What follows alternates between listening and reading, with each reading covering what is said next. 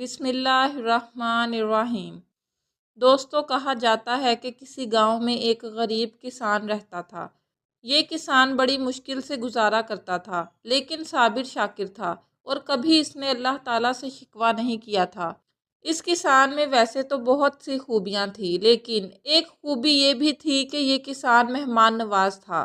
گھر پر آئے ہوئے سوالی کو کبھی اس نے واپس خالی ہاتھ نہیں موڑا تھا، اور جہاں تک اس سے ہو سکتا تھا اپنے پاس آئے ہوئے لوگوں کی خدمت کرتا، بغیر کسی لالچ کے، بغیر کسی واسطے کے۔ اب اس غریب کسان کا ایک بیٹا تھا اور اس کے گھر میں کل 3 افراد تھے۔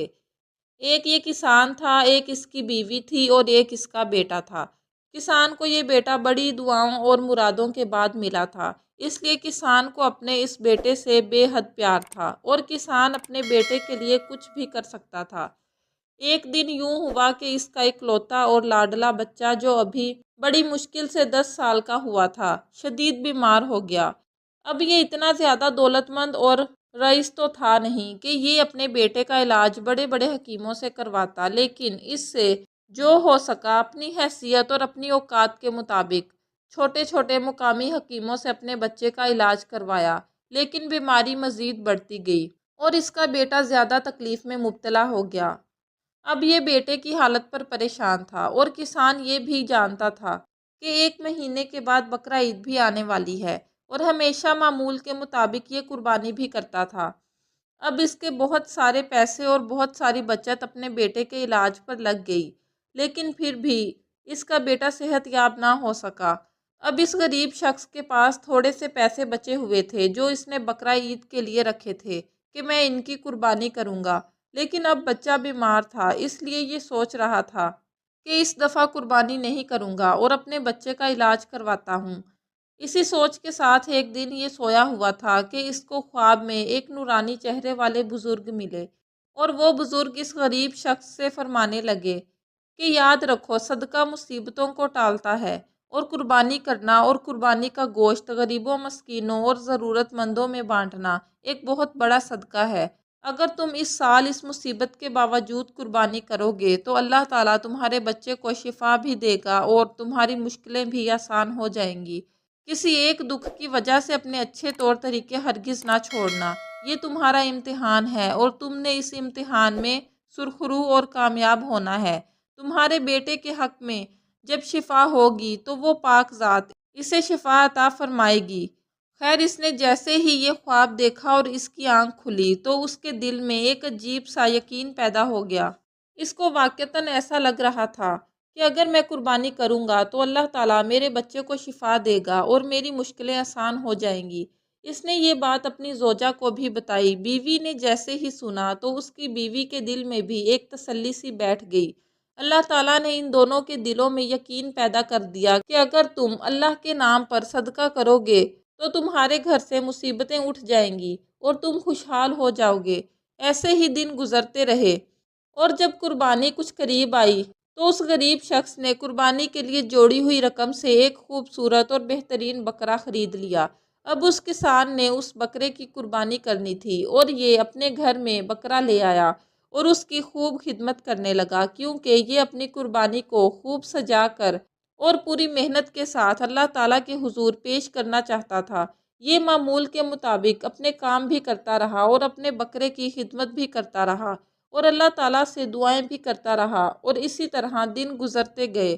اب قربانی میں 2 دن رہ گئے تھے جب رات کو یہ غریب کسان سویا ہوا تھا کہ اس کے دروازے پر اچانک دستک ہوئی اور پکارنے والا پکار کر کہہ رہا تھا، میں پچھلے 2 دنوں سے بھوکا ہوں، میرے پاس کھانے کے لیے کچھ بھی نہیں، خدا کے لیے کوئی مجھے کھانا دے دے، اللہ اس کا بھلا کرے گا۔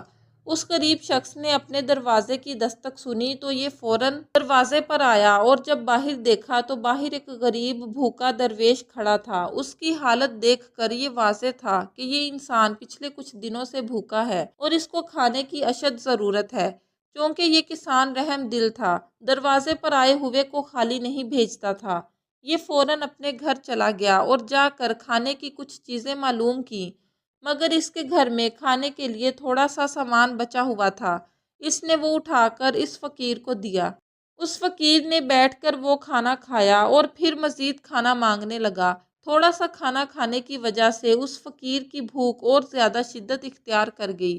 اب اس غریب شخص سے اس فقیر کی یہ حالت دیکھی نہیں جا رہی تھی۔ اس نے اپنے گھر میں مزید کچھ تلاش کرنے کی کوشش کی، لیکن اس کے گھر میں کچھ بھی نہ تھا۔ لیکن دوسری طرف وہ اس غریب فقیر کو یوں ہی بھوکا بھی نہیں چھوڑ سکتا تھا۔ اس نے گھر میں جا کر بیوی کو جگایا اور بیوی سے کہا کہ تم ایسا کرو کہ آگ جلاؤ، میں تھوڑی دیر میں آتا ہوں۔ تھوڑی ہی دیر میں اس نے جا کر اپنا بکرا ذبح کر دیا جو یہ قربانی کے لیے لے کر آیا تھا۔ وہ بکرا جو قربانی اس کے بچے کی صحت سے جڑی ہوئی تھی، اس نے بغیر کچھ سوچے سمجھے وہ بکرا ذبح کر دیا اور اس کا گوشت بنا کر بیوی کو دیا اور بیوی سے کہا کہ اس کا گوشت پکا کر فقیر کو کھلاؤ۔ بیوی نے جب پوچھا کہ میاں گوشت کہاں سے آیا، تو غریب نے ساری بات اپنی بیوی کو بتا دی کہ میں نے وہ بکرا ذبح کر دیا ہے جو کہ میں قربانی کے لیے لے کر آیا تھا۔ بیوی یہ سن کر پریشان ہو گئی اور کہنے لگی، تم یہ جانتے ہو کہ کل کا ہی تو دن ہے اور پرسوں قربانی ہے، اب ہم قربانی کس کی کریں گے؟ نہ ہی ہمارے پاس رقم ہے کہ ہم اور قربانی خرید لیں۔ یہ تم نے کیا کیا؟ اس غریب شخص نے اپنی بیوی سے کہا، تم مجھے یہ بتاؤ کہ قربانی کس لیے کی جاتی ہے؟ اس کی بیوی کہنے لگی کہ اللہ تعالیٰ کا حکم ہے اور قربانی کرنے سے اللہ تعالیٰ کی ذات راضی ہوتی ہے، اور تم نہیں جانتے کہ اس بار تو ہمارے بچے کی صحت بھی ہماری قربانی سے جڑی ہوئی ہے۔ اس بار تو ہمارا قربانی کرنا بہت ضروری ہے تاکہ اللہ تعالیٰ ہم سے راضی ہو کر ہمارے بچے کو شفا دے دے۔ اب کیا ہو سکتا ہے، اب تو تم نے بکرا ذبح کر دیا ہے۔ غریب کسان اپنی بیوی سے کہنے لگا، تمہیں میں ایک بات بتاتا ہوں کہ اللہ رب ذوالجلال بے نیاز ذات ہے، وہ کھانے پینے سے پاک ہے، اس کو ہمارے گوشت اور خون کی ضرورت نہیں ہے، نہ ہی اس کو اس بات کی ضرورت ہے کہ ہم مہنگے سے مہنگا جانور لیں اور اس کی قربانی کریں۔ وہ رحیم و کریم ذات صرف اور صرف ہماری نیت دیکھتی ہے، وہ صرف ہمارا خلوص دیکھتی ہے۔ اس نے قربانی کا حکم بھی اسی لیے دیا ہے تاکہ ہم قربانی کے جانور کا گوشت غریبوں میں بانٹ دیں۔ میں ایسا ہی کروں گا، اس فقیر کو کھلانے کے بعد باقی گوشت اپنے پڑوسیوں میں بانٹ دوں گا۔ کیا ہوا جو ہم نے قربانی کل نہیں کی، آج کر لی؟ کل بھی تو ہمارا وہی خدا ہوگا، آج بھی تو ہمارا وہی خدا ہے۔ کل بھی وہ ہم سے اسی طرح راضی ہو سکتا تھا جس طرح آج راضی ہو سکتا ہے۔ اس غریب کسان کی زوجہ بھی نیک تھی اور رحم دل تھی، اس کو بھی اس وقت اس فقیر کی فکر تھی۔ اس نے گوشت بنایا اور فقیر کو کھلا دیا۔ فقیر نے خوب جی بھر کر پیٹ بھر کر کھانا کھایا اور جاتے ہوئے انہیں دعائیں دی کہ اللہ تعالیٰ تمہاری مشکل آسان کرے اور اللہ تمہارے حق میں بہتر کرے۔ وہ تو چلا گیا۔ اگلے دن کسان نے وہ بچا ہوا گوشت اٹھایا اور اپنے پڑوسیوں میں بانٹ دیا۔ اب یہ غریب شخص جس انسان کو گوشت دینے جاتا، وہ پوچھتا کہ میاں خیریت تو ہے، کس چیز کا گوشت ہے؟ جب یہ غریب کسان انہیں کہتا کہ یہ قربانی کا گوشت ہے تو علاقے والے لوگ اس پر ہنستے، تنگ نظر لوگ اس پر باتیں کستے اور تنگ ذہن اس کو سمجھانے لگ جاتے کہ میاں تم بھی عجیب بے وقوف آدمی ہو، کل قربانی ہے اور تم نے آج اپنا بکرا ذبح کر دیا ہے، اس طرح تو تمہاری قربانی قبول نہیں ہوگی۔ اس شخص نے لوگوں کی نظریات کی پرواہ نہیں کی اور اس نے وہ گوشت لوگوں کو کھلایا اور خود بھی کھایا، اور جو گوشت بچ گیا وہ اس نے اپنے گھر میں رکھ لیا۔ جب رات ہو گئی تو وہ چین سے سو گیا۔ اگلے دن اس علاقے میں شور مچ گیا کہ بادشاہ کا بیٹا بیمار ہو گیا ہے، اس کو کوئی ایسی بیماری لاحق ہو گئی ہے جو بادشاہ کے بیٹے کو بہت جلد کمزور کر رہی ہے۔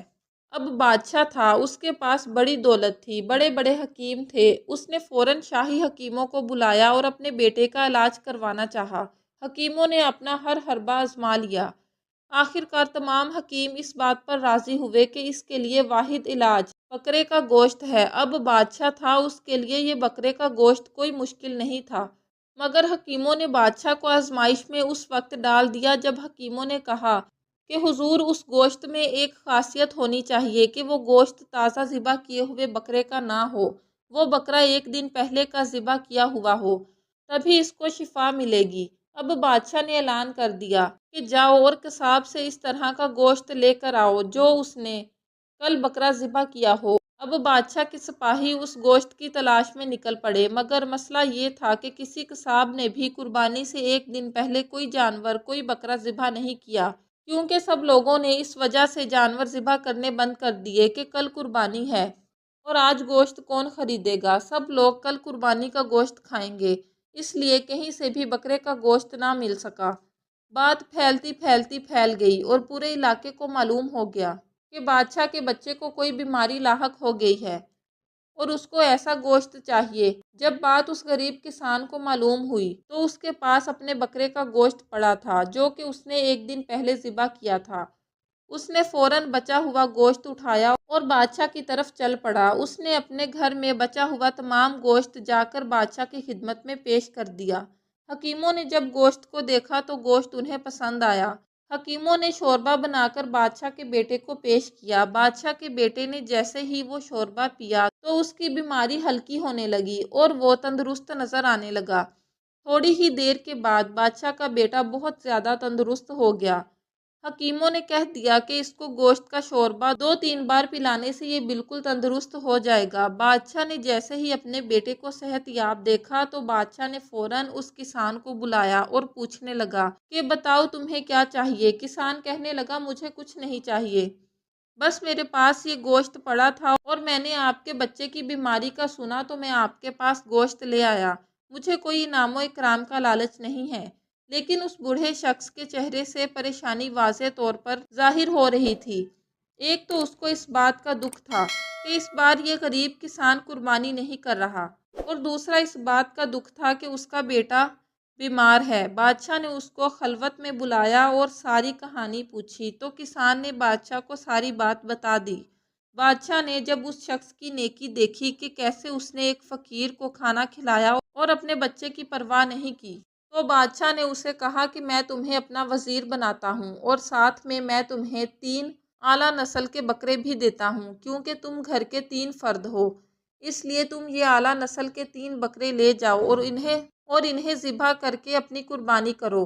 یہ غریب کسان بادشاہ کا وزیر بنا اور اس نے بادشاہ کے وہ دیے ہوئے 3 بکرے لیے اور گھر آیا تاکہ ان کی قربانی کر سکے۔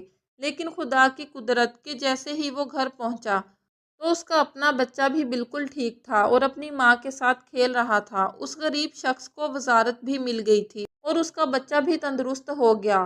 مطلب وہ غریب شخص کہ جس نے قربانی سے پہلے قربانی کی تھی اس کی قربانی قبول ہوئی، اور وہ لوگ جنہوں نے قربانی والے دن قربانیاں کی تھی اور ان کی قربانی قبول ہونے کی کوئی ضمانت نہ مل سکی، کیونکہ وہ ذات جانور اور پیسہ نہیں دیکھتی، وہ بس نیت دیکھتی ہے، خلوص دیکھتی ہے۔